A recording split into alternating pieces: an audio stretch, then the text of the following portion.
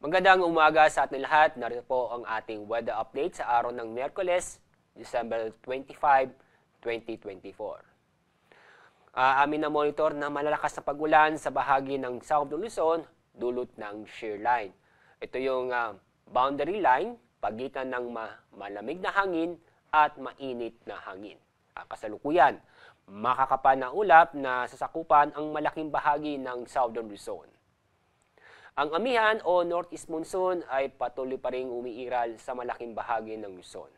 Sa ibang dako, wala po tayo na monitor na low pressure area o bagyo sa loob ng ating Philippine Area of Responsibility at ganoon din po sa parte ng Dagat Pasipiko. At sa ating magiging lagapanahon ngayong araw, malaking bahagi ng Luzon ay makakaranas ng mga maulan na panahon. Kalat-kalat na pag-ulan at thunderstorm na maranasan dito sa Metro Manila, ganoon din sa Cagayan Valley, Cordillera, Central Luzon, Calabar Luzon, ganoon din sa Bicol Region, sa mga lalawigan ng Marinduque, Romblon, Oriental Mindoro, Occidental Mindoro, at kasama na rin ang Eastern Visayas.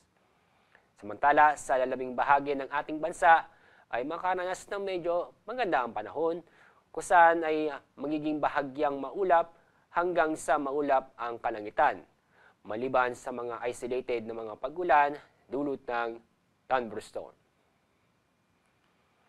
Dahil pa rin sa malakas ang amihan, inaasa po natin na may mga matataas na alon sa mga baybaying dagat sa Batanes, Cagayan, kasama ang Babuyan Islands, Isabela, at ganoon din sa northern at western coast ng Ilocos Norte. Kaya paalala sa mga kababayan po natin na huwag mo nang pumalaot sa mga lugar nito dahil sa matataas na alon. Kung saan ang taas pong alon ay aabot halos 5 metro. Ang araw po sikat mamaya pong 6:18 ng umaga. Ang araw lulubog sa ganap na 5:34 ng hapon. Yan po ang ating update mula sa Pag-asa. Ako po, Salazar D. Aurelio.